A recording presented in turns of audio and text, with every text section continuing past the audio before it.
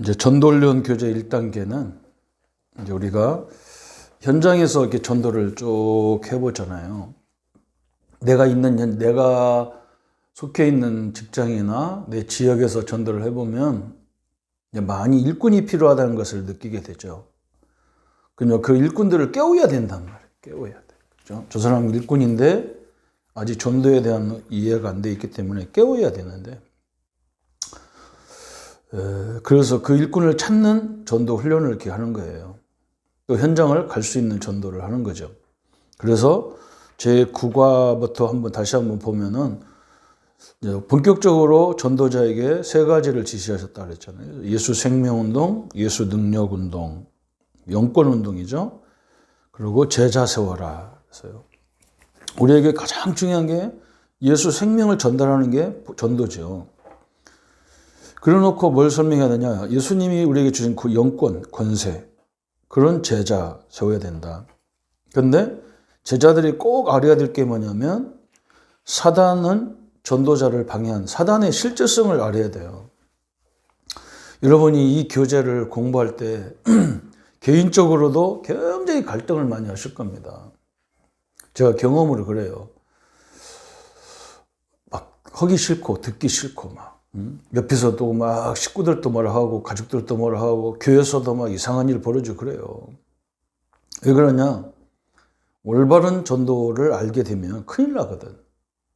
그래서 이 땅의 모든 문제를 가져온 게 사단이잖아요.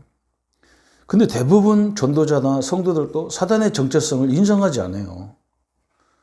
그리고 여러분 사단 얘기한다고 막 우리가 이단으로 찍히고 그러잖아요. 심각한 거예요. 그렇죠? 이 땅에 무당이 100만 명이 넘는 무당이 있고 전 세계적으로도 엄청나게 귀신의 문화들이 있는데 우리는 거기에 대해서 감각이 없어요.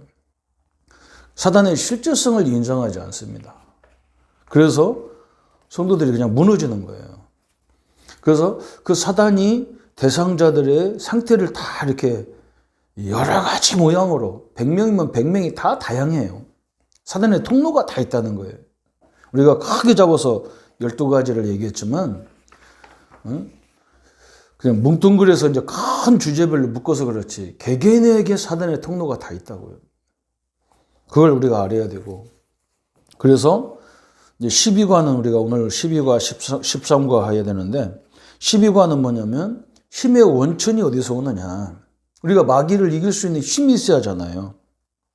그죠? 그래서 힘의 원천이 12과 제목이 힘의 원천이 어디서 오는가. 예레미야 33장 1절부터 9절의 말씀을 봤어요. 본문이에요. 그래서 거기 서론에 큰 병원에는 자가발전 시설이 있다. 전원이 끊어지면 모든 기획의 시설들이 중단되며 큰 문제가 발생한다. 그러므로 성도에게는 능력이 필요하다. 전도자에게는 더 많은 능력이 필요하다. 그 힘의 원천이 어디서 오는가 그래서 병원에서 이렇게 사람 수술하려고 다 이렇게 기계를 다 꽂아 놓잖아요. 그리고 수술하다가 전기가 딱 나가버리면 기계가 다 멈춰지면 그 환자는 그냥 죽어야 돼. 그래서 자가시설이 있단 말이에요. 전기가 끊어지자마자 몇 초 내로 병원 안에 있는 자가발전이 돌아가서 이 전기를 유지시켜서 환자를 치유하죠. 그거 마찬가지예요. 우리 현장에서 내 힘으로 내 능력으로는 할 수가 없어요. 그렇잖아요. 그죠? 한계가 있어요. 우리 인간은. 그런데 하나님이 힘이 계속 공급받는 방법이 무엇이냐는 거예요. 그게 첫 번째, 하나님께 가까이 나가는 것이 힘의 원천이다. 그게 기도죠, 기도. 바울이 빌립보 4장 13절에 내게 능력 주시는 자 안에서 내가 모든 걸 할 수 있다. 그래서 다윗도 사무엘상 22장 23절에 다윗이 위대한 지도자가 될 수 있었던 것은 하나님이 함께 했던 시간이 풍성했기 때문이다. 그래서 다윗이 해보지 못한 경험이 있는데 실수한 적은 있어도 불신앙은 안 했어요. 그죠? 다윗이 실수를 많이 했어요. 그러나 불신앙은 안 했어요. 다윗의 경험이 있다면 하나님을 아는, 그리스도를 아는 이 힘이 우리에게 큰 힘의 능력이죠. 사단은 우리가 하나님을 아는 일에 맹공격을 퍼붓습니다. 왜? 그것이 생명줄이기 때문에 그래요. 여러분, 현장 복음에서 우리 다락방 메시지는 이거는요, 하나님을 알아가는 교제예요. 내가 하나님을 알아가는 거예요. 그리스도를 알아가는 거예요. 성령을 알아가는 거잖아요. 아는 게 힘이라 했잖아요. 아는 게 힘. 내와 함께하는 하나님을 알아야 내가 그 하나님의 능력을 누릴 수 있잖아요. 그래서 사단은 그걸 굉장히 싫어하고, 예레미야 33장 2절에도 그렇게 얘기하잖아요. 예레미야에게 하나님이 그랬어요. 이 일을 행하는 것도 누구냐? 이 땅의 모든 일을 행하는 것이 누구냐? 하나님이시죠. 그렇죠? 그것을 지어 성취하는 것이 누구냐? 하나님이시죠. 그 이름이 누구냐? 여호와라. 그 말은 스스로 있는 존재이신 하나님이다. 그 말.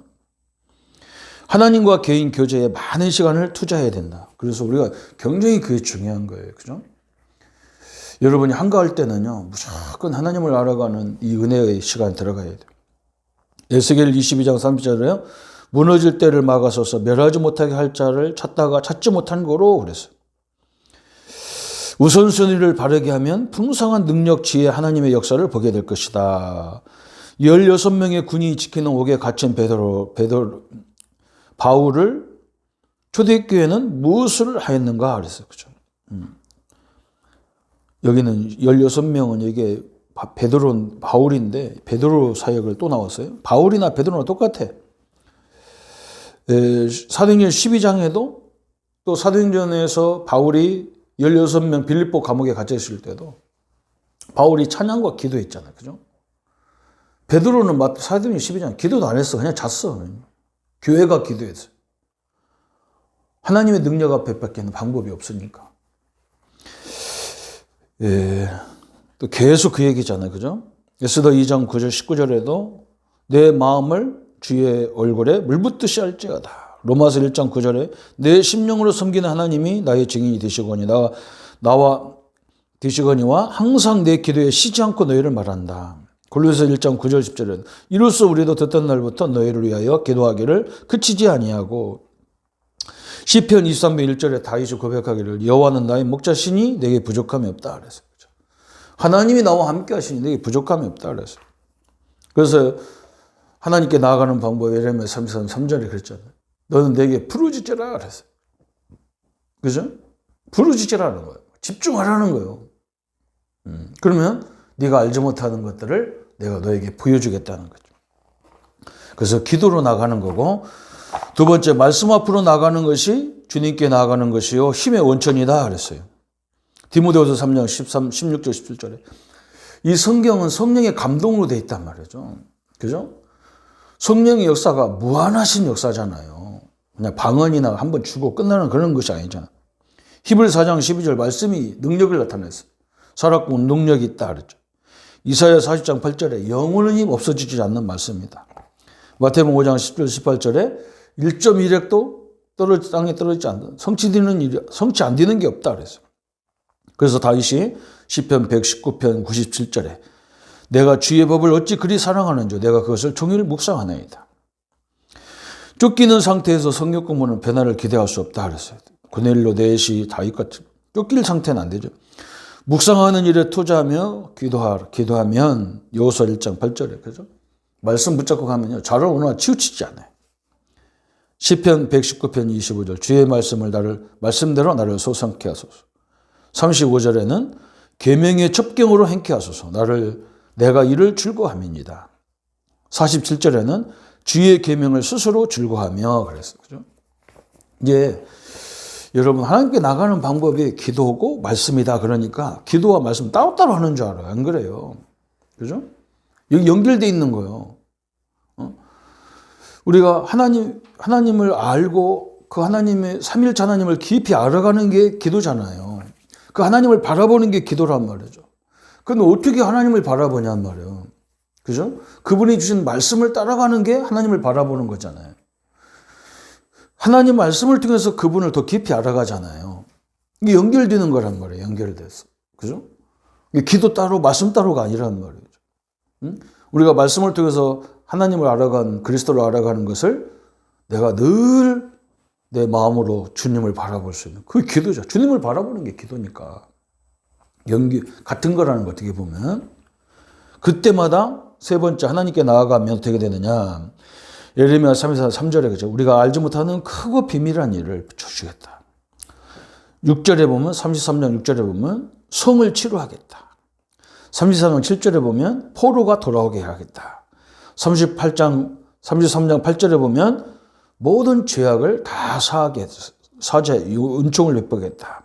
33장 9절에 보면 열방 앞에서 열방이 두려울 정도로 증인의 축복을 주겠다는 거예요.